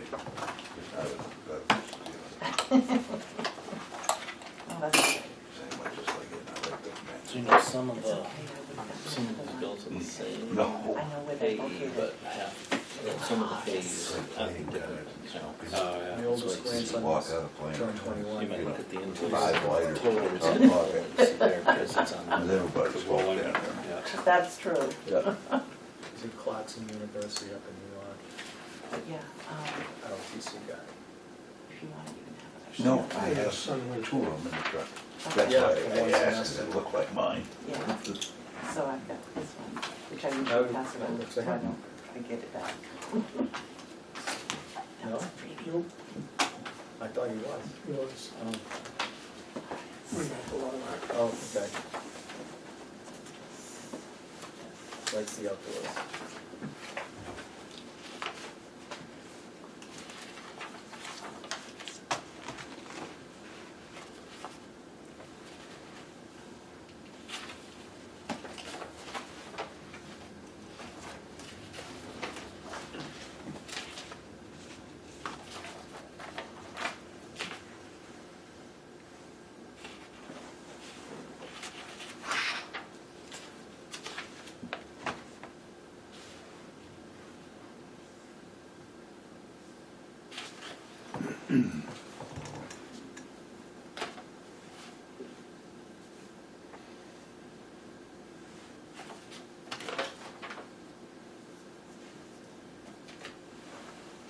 They cut down that big tree on my front lawn. Oh, did you?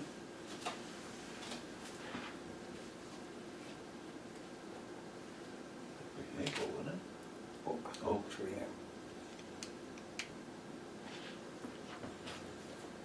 Holy jumping. I've been doing that for 3 weekends. How many Wow. PJs? Paul, how Huh? many acorns are drop on your lawn every year? Oh. Tons of them. But you break it down here. Well, the deer in your front lawn eating them? Yeah. What accounts are charged to, and sometimes that helps you. Yeah. Well, that's a slick unit. That I had, that's how I got them on the splitter. Yeah, I bought that thing there to hook on my tractor. sure. And what it does, I mean, if you're lucky, you can drop it right on there and it clamps right on there. Otherwise, you have to get off, clamp it, but it'll lift them. I was, YouTube somehow I got there, but they make a splitter. It hooks right on the end of a mini excavator. Really? That's got it all built right into it. You don't touch anything. You go over the pile, picks it up, hangs off the end, use the hydraulic of the excavator. It didn't look like it was the fastest I've ever seen, but Yeah. Got the job done. exactly. Well, I had to Inside take, of a cab with air conditioning. I had to take that, Exactly. set it on the splitter. How you gonna get in shape doing that? That's right. In split sections so I could even With a cup lift holder? it. The first public service cut it. Well, they hired a company to cut it. Because they came in, they're gonna change the telephone pole there. They wanna make it 10 feet higher. For some reason, I don't know why. Comcast, there Yeah. Did are they more come- tenants on the pole. Yeah, Did they come to you or did you go to them? no, they came to me. And he said, we wanna trim your tree back. I said, 2 years they came, I signed a letter saying to cut it down, they never did. And he says, you wanna cut down? I said, yeah. Thank you, Jason. I says, I want to cut down, and I want 20 feet of it. You guys take that, because I don't want to mess with it. The rest of it I'll take. So they cut it up in, pieces like that there. Okay, before we move into the non-public, I just want to open up public comment one more time. Yes, please. Okay, I'm going to work backwards. I have a few questions. So, do all three of you look at what are the manifests that you just It's signed? all the bills that get paid, everything there was, like I just looked at utility bills, they bought parts for the new truck. Okay. or- So why are there 3 pairs of eyes going over?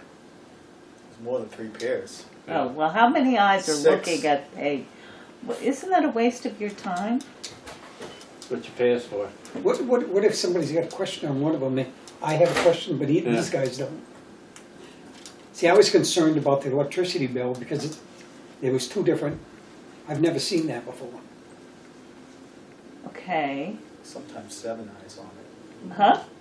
So Well, Courtney, I mean, isn't Courtney there a looks at 'em, financial Kathy looks at person? 'em, I look at them, Tim Pearson looks at them, and these 3 gentlemen look Yes. at them. There is a financial person. That'd be me. Okay. So hold her accountable for bringing up issues. I've just a suggestion. It seems to me that that's a lot of eyes on a financial Well, document. and it happens multiple times a month, so, was it 2 weeks ago, I came into the firehouse, as I'm sure you guys did. I did, yeah. To and- do it. And did a whole other batch. Yeah. So I just, I know it's thinking Transparency it's and going accountability. somewhere else, Yes. but just a suggestion. Okay. I want to talk about the survey for a minute. I did my survey, and I did it online, and I threw my paper away, otherwise I would have brought it with me. I'm going to give you some feedback as somebody who filled it out. I felt like the entire thing was geared towards, well, what don't you know, stupid? And we're building something on Sanborn no matter what you say. So that's the message I got from the survey.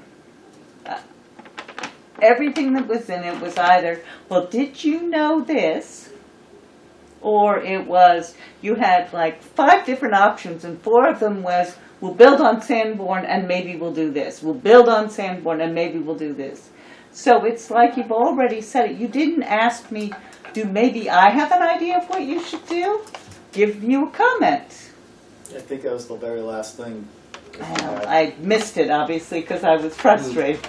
Anyway, I just, saying that I don't know if anybody else will give you feedback, but I've just given you my reaction to the survey. You spent a lot of money, I understand that, and I'm sure you worked on it very hard. The online one had some repetitive question in it, so it was hard. I couldn't go back and compare to give you that feedback, but I'm just a little concerned that you're not going to get what you want out of it, which is, I assume, some direction, but maybe you will. So, okay. I have a question about your question. Sure. We didn't make the survey. I'm too new. Was the survey created here or the building committee? The building committee. The building committee. All right. And then they brought it to the commissioners. All right. Because I only saw it kind of at the end after, so I Okay. didn't know if it was So the generated. building committee Yeah. should get that feedback from you. Yeah. One of the members of the building committee had the same concerns. Okay, well, good. I'm glad to hear that. So it's not all. My only concern was with Sanborn Road, it wasn't specific because there are many parcels available on Sanborn Road, up to including Business Park Drive, and I know Well, a lot of the and- inventory, so I don't, Yeah. it didn't really speak to me as saying next to the Tilton PD, it just Yeah. said Sanborn Road, and I see that as a radius of opportunity where 70%. I mean, I'm new enough in Yeah. this town that I don't know that there are other options or if there is any other way to phrase it or anything like that. But Yeah. so, Yeah. And one of the comments I got was, "Oh, you have a full-time fire department." It's like we all know that, but Some people, But- right, if you just moved into town, you moved out of a big city to a little yeah. rural. And you maybe I don't- didn't move from a big city. I moved from a big state. So, anyway, so that's just some feedback. I hope you get results that you can use. The other thing, I'd just like to address your comments. Paul, is that your name, That's right? correct. About the Northfield Board of Selectmen. I don't think that, my impression is not that they want you to come, that you should come.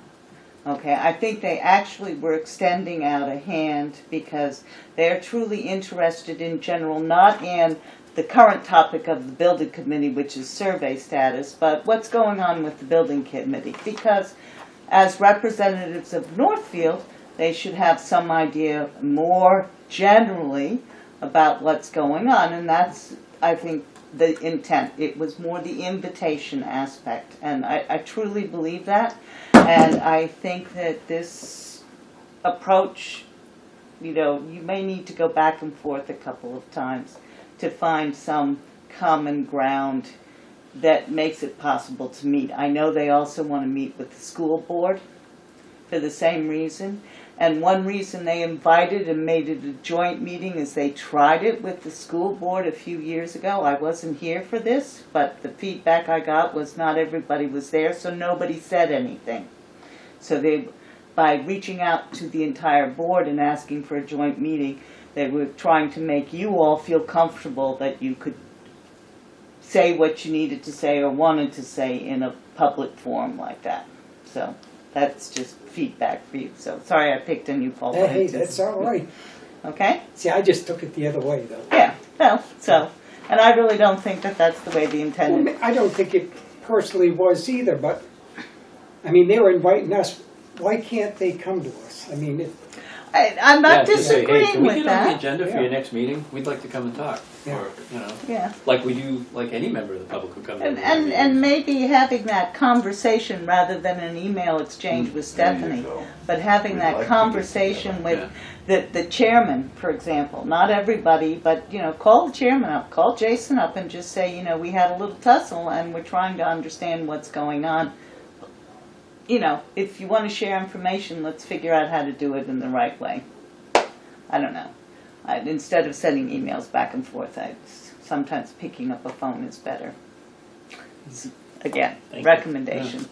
But, Thank you. okay. So sorry, Kevin, did I steal your thunder? No, No, okay. no. Thank you very much for the opportunity. Well, thank you for coming. I mean, we're so excited to have people come to the meetings. Well, I will say, I'll add on that is, I'm curious, just having lived in Tilton for 25 years, or however long it's been, I finally went to Northfield's meeting because I went and ran sound because they held it at my wife's school. And it was interesting to sit in the back and see how Northfield operates a town meeting and the things that they're very passionate about and the budget concerns they have and all, so what we do here is a piece of that pie. So no, it'll be interesting to talk to the selectmen because they're talking about building and budget and staffing, and I'm sure they've got projects. You guys are trying to do stuff at the transfer station and stuff at the garage and all that. So I think that's nice to hear that. There may be, there's two-way here. I don't think they're saying there isn't. I don't think they're trying to come and say, No. we just want to have everything from you. And I sense that's what they were trying to do. Yeah. I mean, and especially when they said the October date, right? Northfield's trying to be fiscally responsible. Yeah, They want to I'd know what like to we've hear got coming. what's going on in their world too. I'm beginning to sense that there was a lot of, I'll call it animosity for the lack of a better word, within the town and apparently intra-towns and stuff like that a while ago. I don't know. But I have been participating with the Northfield Board of Selectmen for the last year and a half, sort of, roughly, since I joined the town, and it's been an eye-opening experience, but I have also found them very refreshing and growing all the time. They've been very open. I mean, I think the board's in a good place right now, so I think it's just an open hand. Thank you. Anything else?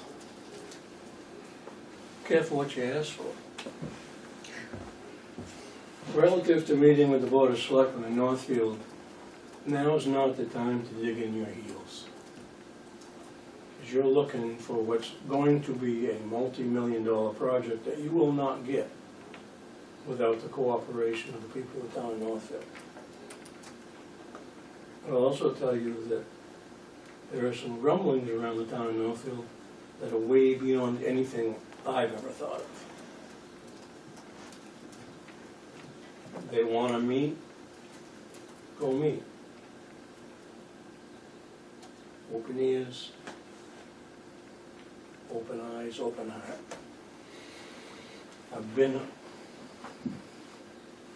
I don't know if you realize the degree to which, if there is a side, I'm on your side. I've said from the beginning, as long as I'm able to believe in what we're doing, I'm your guy. There's been times where I didn't believe anything we were doing in the past.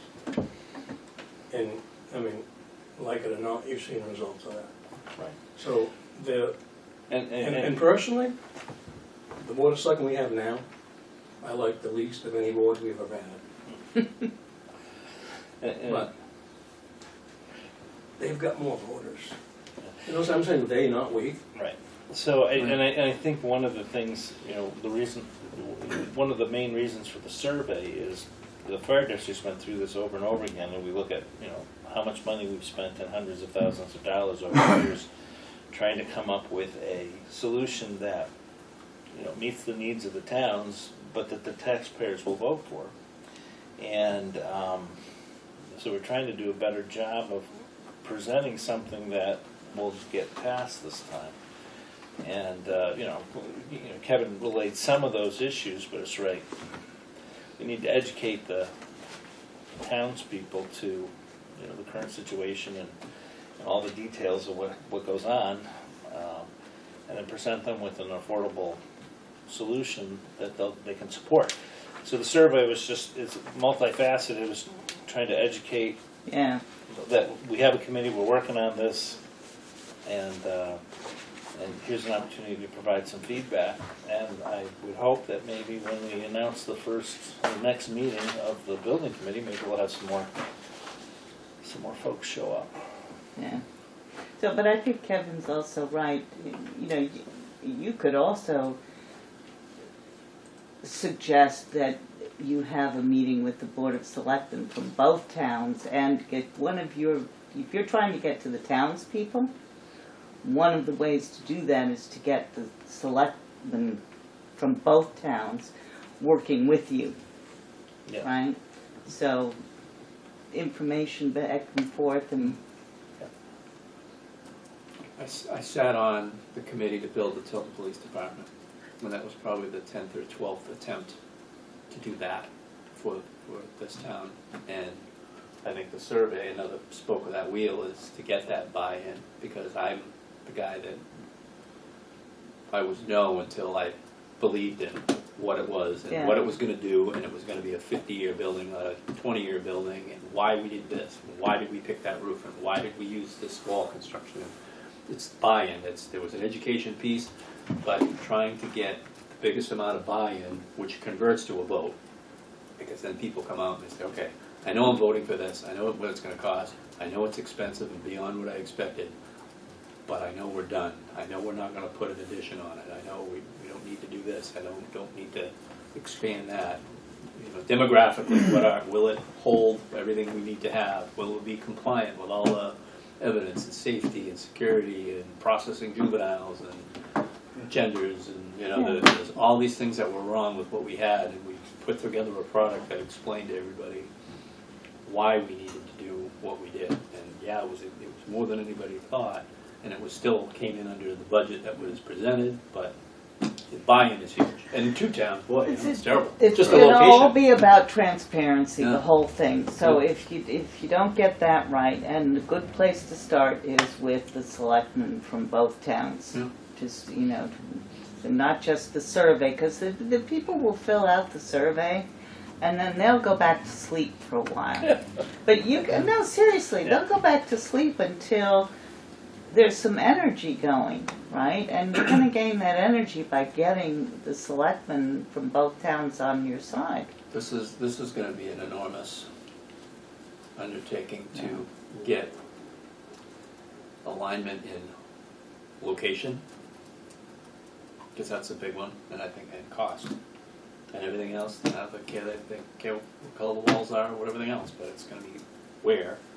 There's a huge undercurrent of where's this going to go, and why is it so much money,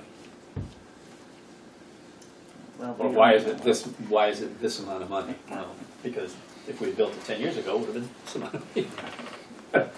All right, well, thank you. I've said for almost my adult life, since I knew anything about the fire service, that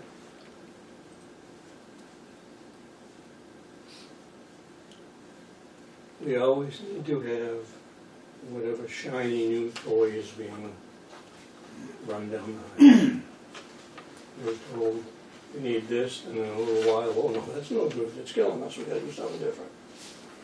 So I heard here tonight that the gear that we have to have, which we've always had to have, it's hurting us. Now we need this, and it's gonna cost more money. We've been cleaning our SCBA this way since I did it in 1983. Well, goddamn it, now that's not good enough. We need a machine, and then we're gonna need 2 machines. So there's no shortage of shiny.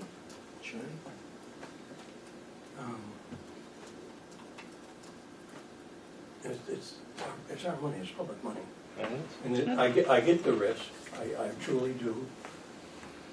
But there's inherent risk in anything anyone does. I'm not always a new fan of the latest, shiniest, best, because in a few years it'll be, oh shit, it's killing me. I know that, I just decided that sounded a little snide. That ain't what I mean. It's just, you can look at history. And the other thing is, this guy right here, brilliant. So much in his mind, so much experience, life experience. He's doing stuff at the state level, the legislature, to get this, ambulance billing, all turned around. He's at least waist deep in LRMFA, getting all that stuff. But it occurs to me that the whole state's benefiting, but we're paying for it. What's in it for us other than increased billing for us? Is every other fire chief in the state helping our chief at the legislature? If I go down there in those hearings, who am I gonna see? Depends on what hearing it is. He said himself, he's the lead guy. On this issue. Right. There's other issues So- where other chiefs. Where is, 30, 5, 6, 4, 7, 8, 9 communities in Eleanor Pay. 35 members. There's others, Yeah. they're not members. Okay. So, he's helping them get straightened around. And I don't know for a minute that every second he spends is quality, and I'm paying for it. What is Alexandria doing? Practically next to nothing. They come to the meeting, But they're gonna benefit the same as, well, I don't know how do they transport? No. no. No, Alexandria doesn't transport. So, but But so, I know it needs to be done, or it should be done. I get involved in these things because I can see how there's a greater benefit to the state, but there's a direct benefit to the towns of Tilton and Northfield for me to try and make sure that these things get squared away and squared away appropriately. And so I spend some of my time doing that because it benefits our fire district. It benefits other people as well, but that isn't why I'm doing it. My main concern is that it's benefiting this fire district. And I feel like that's one of the reasons you're paying me to do this, is to make sure that I'm maximizing everything I can to benefit this fire district. I would tend No to doubt think in my if mind it, that you do that. but if it comes to pass, I would think our return on that investment would more than cover the salary time and hours he's expended. I see that as, if we fix this, we get this thing fixed once, we stand to increase for many years. And then the project's, the bill's written, it's passed, it's signed, it's done, and then we reap for year 2 and 3 and 4 and 5. I don't know. I think it's a decent investment. I wouldn't want them doing 5 things, but because we still need a chief. But Well, but I agree, you know, if you have the ability to help. you got to go in heavy for a year or 2, and then a big part of what we do and Thank you. how we operate is on Thanks, these Kevin. charges. Have a good night, gentlemen. Good night, Enjoy yes. the rest. Thank you. Trying to trip her, I saw that. I saw that. That's what it's. All right, we're gonna move to non-public. You have a, thanks, Kevin. Good night. Any purpose for non-public? Just the disposition Just report? discussion. Okay, if I'm That's it. dismissed. Thank you. Thank you. Thank you very for much. delivering those or taking care of those. Yes, we'll take care of those. Okay, Yep. appreciate it. I think I'll take tomorrow night off. I got another graduation Okay.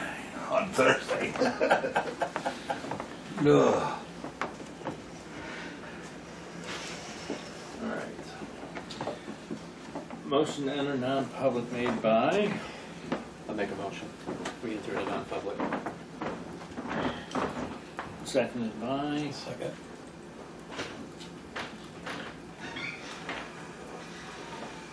reason is RSA 91-A:3(2)C, matters which, if discussed in public, would likely affect adversely the reputation of any person other than a member of this board, unless such person requests an open meeting. This exemption shall extend to include any application for assistance or tax abatement or waiver of fee, fine, or other levy if based on inability to pay or poverty of the applicant. Roll call vote to enter non-public. Paul Ozier. Yes. Tim Sadler, yes. Jason Wright. Yes. All right, we're gonna stop the recording. Entered at 7:32. Okay. Did you start the recording? I did. All right, you need to make a I'll motion. restate my motion to Yes. come out of non-public session. I'll second it. 7:49 p.m. Roll call vote. Roll call vote. Paul Ozier. Yes. Tim Sadler, yes. From Jason Wright. Yes. Motion passed. Okay. Public session now reconvened at 7:43. No, We don't it's need- 7:49. It's all right. That's okay. All right. That's all we need to do, right? Yes.